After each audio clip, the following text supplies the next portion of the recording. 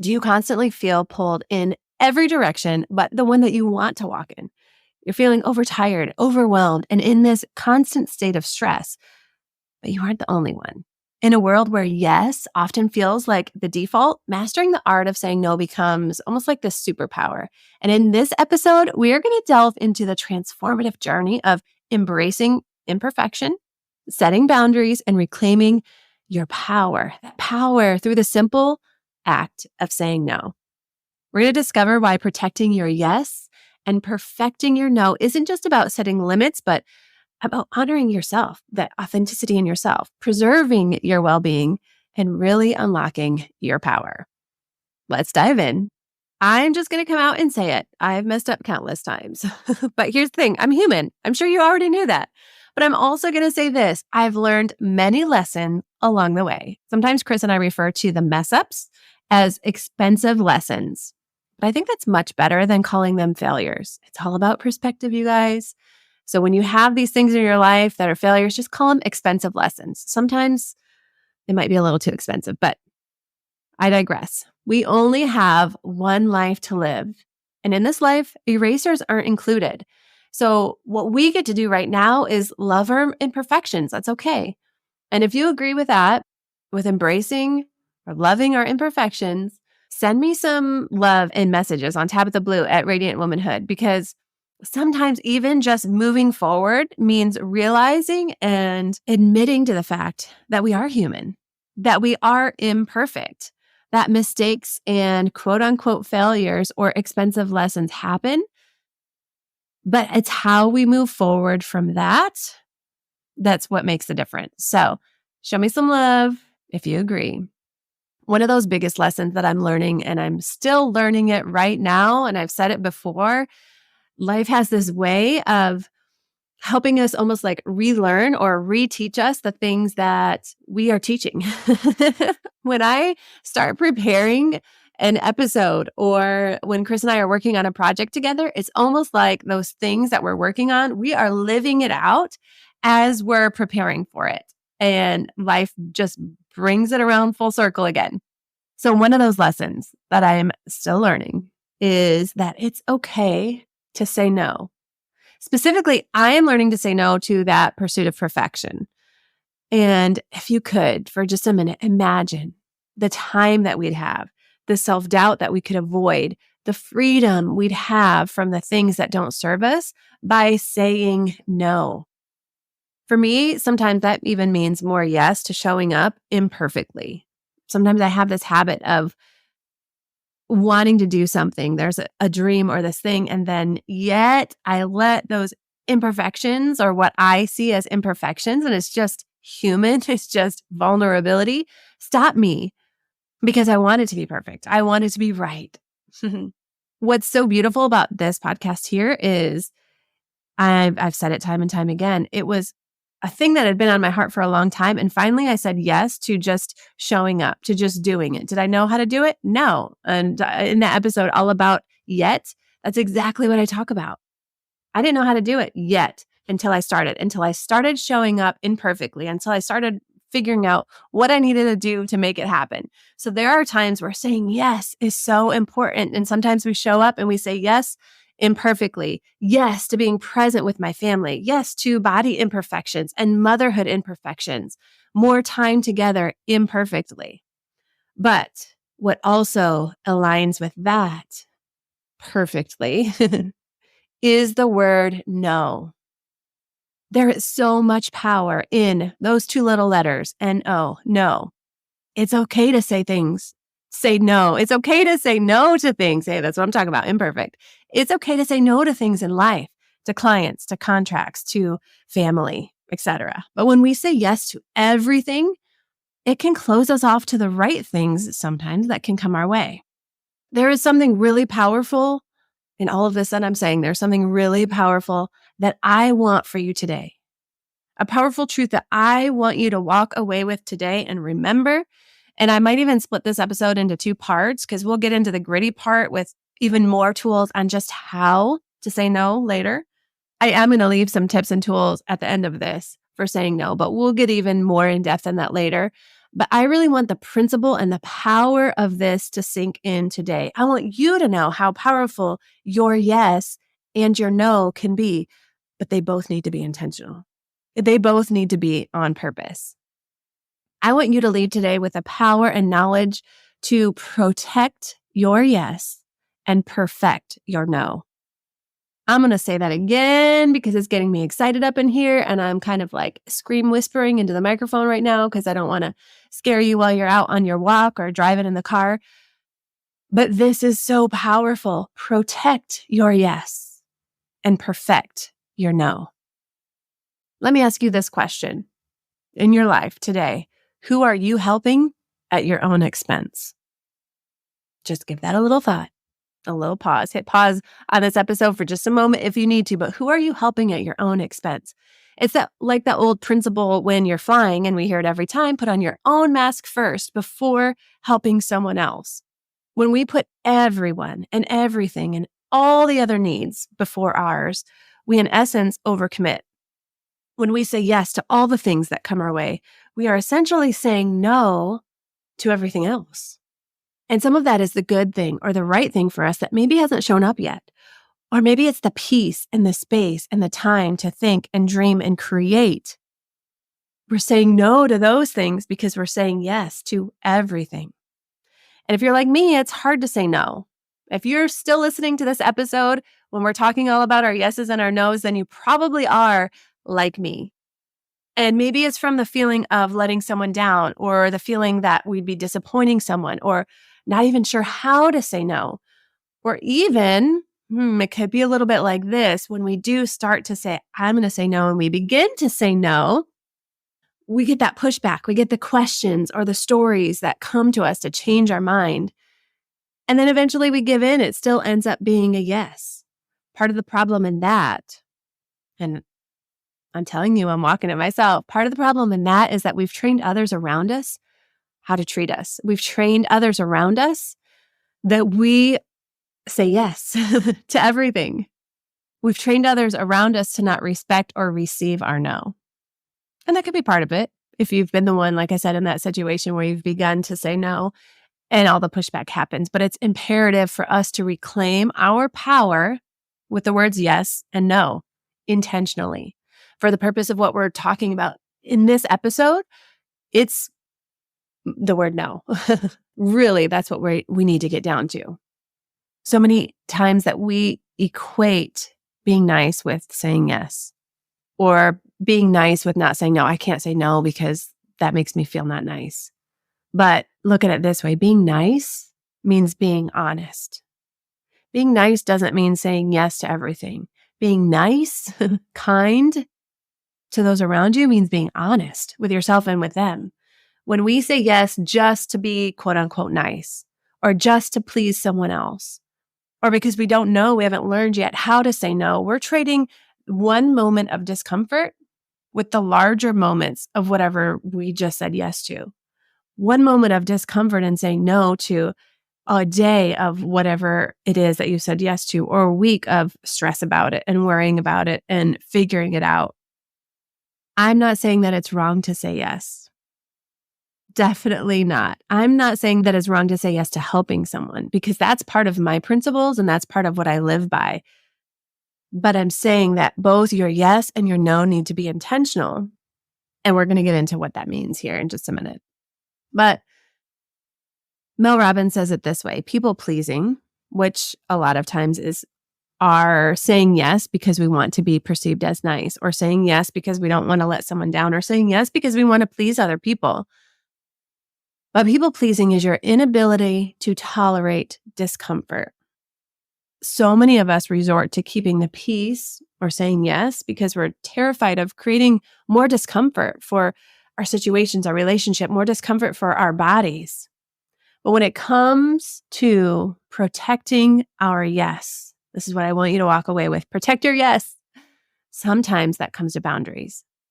And it's not in only or just setting or defining the boundaries, but in enforcing them or communicating them. We can be really hesitant to express it, but we can't expect others to respect the boundary if we don't communicate it. Right now, boundaries, or the word boundary, is like this catchy word. It's actually even sometimes crossed over into a negative tone. There's people that are like, I don't want to use that word boundary. It's overused. It's all of this. But I have to say it is important. Boundaries aren't a wall to keep people out. And I think that's sometimes where it gets into this thing of where it feels negative. But we're not just putting up a wall to keep people out. We're not putting up a wall to, it's not a wall at all. And I think a lot of times we think of it in that term.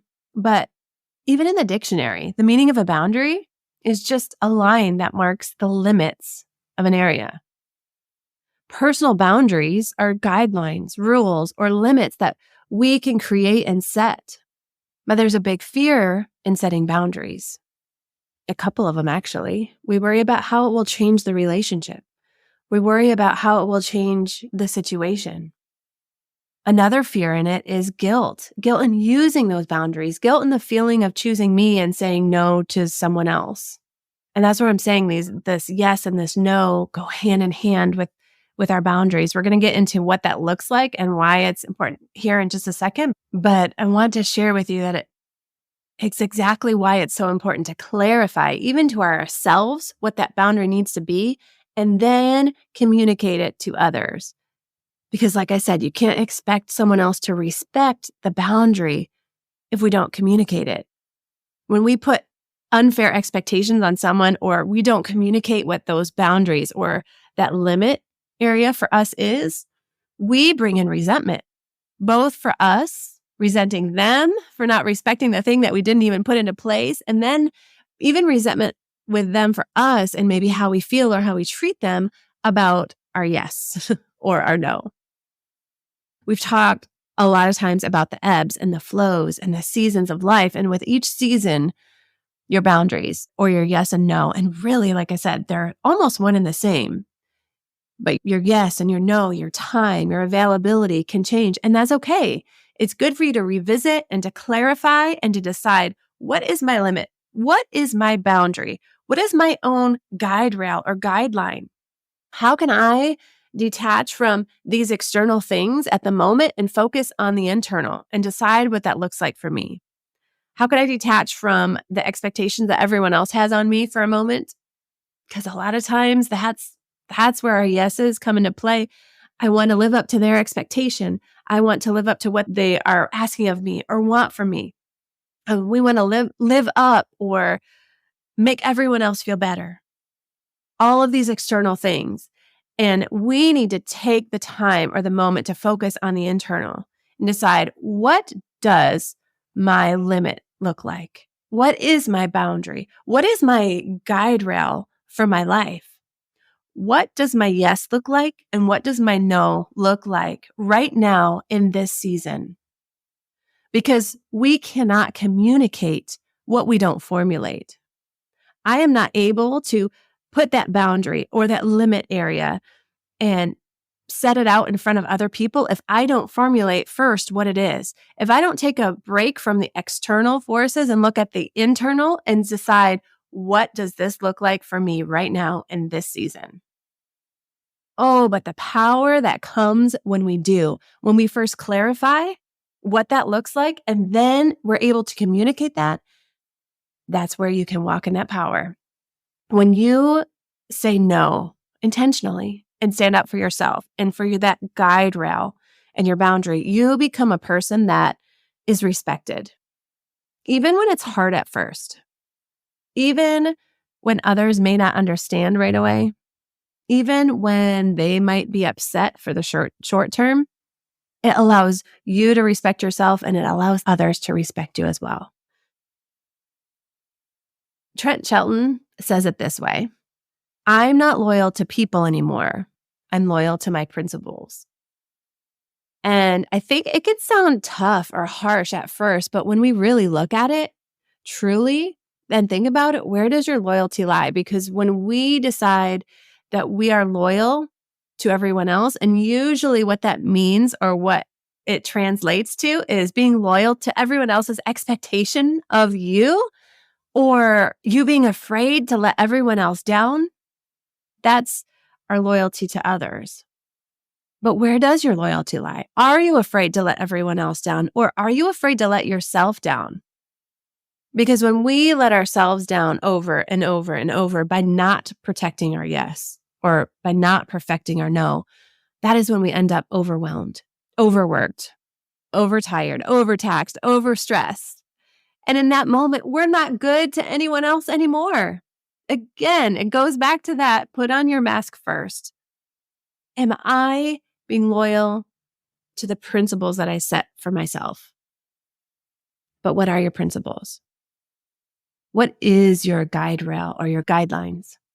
What is that compass for your life? When my feelings say, I want to say yes, because usually that's what it is. Usually we say yes, yes, yes, yes, yes to all these things because it's our feelings. We don't want to feel uncomfortable. We don't want to feel unkind, that we're not nice. We don't want to feel like we're letting someone else down. We don't want to feel like we haven't lived up to this person's expectations of us. So when my feelings want to say yes, but my principles or my guidelines say, if I say yes, I know that it's going to lead me away from my principles or lead me away from my guide rails, these boundaries that I've set for my life, then it's a lot easier to make that choice. You guys, we don't have an infinite amount of energy. We don't have an infinite amount of yes. I'm the person that wishes that I did. I'm the person that wishes I had an infinite amount of time, an infinite amount of yes, so that I could say yes to everyone, so that I could make everyone else feel great, so that I could live up to everyone else's expectation. But guess what? That's not life. That's not realistic. And that's not how it goes. When our devices get down to 5%, we freak out. Especially my kids. I mean, they freak out. They start to freak out when their device gets to like 30 or 40%. Mom, I need a charger. We need to plug it. It's only at 30%.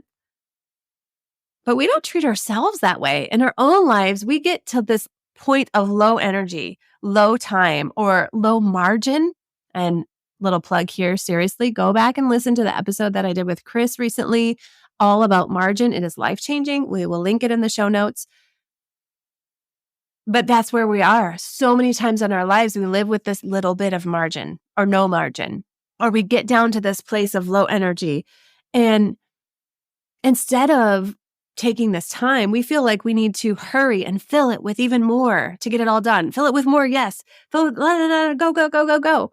Instead of taking this step back to recharge, instead of saying no and protecting our yes, just for a time to refuel and to think and to invite a moment of pause.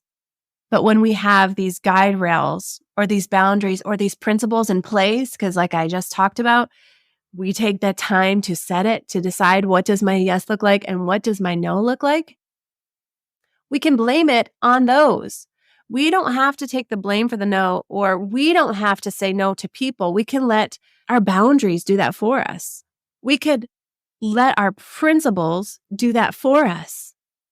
I would love to do this. This sounds like something that's perfect for me, but at this time, I have this set in place and I just can't say yes to that right now. When you use your time on the things that you love doing, on what you love doing, with the people that you love, that's a fulfilling life. That is a life of power. So get clear on the things that are needle movers for your purpose, for your business, for your joy, for your principles, for your family. Get clear on those yes things in order to protect your yes. And in doing so, we can perfect the no. That's where I want you to be today. I want you to be in that place of power to say, yes, I'm going to take a pause. I'm going to take a moment and decide what my yes looks like in this season, what my no looks like in this season, what my principles are in this season, so that I can walk in that power, so that I can be okay and invite a moment of pause or even invite a moment of discomfort as I begin to practice this principle, but to save myself from these big moments of discomfort where I'm overwhelmed and overtired and overstressed and overscheduled. I am going to get into, for just a moment, a few simple ways to say no. Like I said, we are going to go into a whole nother episode a little bit deeper on this, but I can't leave you without just a few ways to begin this process, to begin this practice of perfecting your no. and protecting your yes. There is a reason to say no sometimes. Again, we don't have to say no to everything unless that's your principle for the season that you're in. That's the guideline or the boundary for the season that you're in. But it's important to say, does this align with in my boundary, my limit right now for the season that I'm in? Okay, here are a few simple ways that you can say no. I can't commit to this. ... You can fill it in with your honest answer after that if you'd like. I'm not the right person. ... You can fill it in with an honest answer after that if you'd like, or leave it be. I'd love to, but in an honest answer of, this isn't aligning for me in this season right now. Now is not a good time. Or this one, this is important. This is a great place to start right now. Let me get back with you. This gives you time to really evaluate and see if this is the right yes or the right time for no. Give yourself the gift of a pause before saying yes to anything. Before we just jump in, yes, give yourself just a pause, a moment. Is this aligning with what my boundaries are? Is this aligning with what my guide rails are? Is this aligning with what my principles are right now that I've set for myself in this season? So I'm encouraging you, friend, go ahead, embrace the awkwardness or that moment of discomfort, set those boundaries, those limits, and watch your life transform as you walk in power, the power of protecting your yes and perfecting your no. You've got this. Thank you so much for listening to another episode of the Radiant Womanhood podcast. If it touched you or blessed you or encouraged you or changed you at all, or if you feel like it, if you feel led to, please share. Send it to a friend, post it on social media, share it in your stories and tag me, and I would love to chat with you online. And until the next time, let's continue to shine.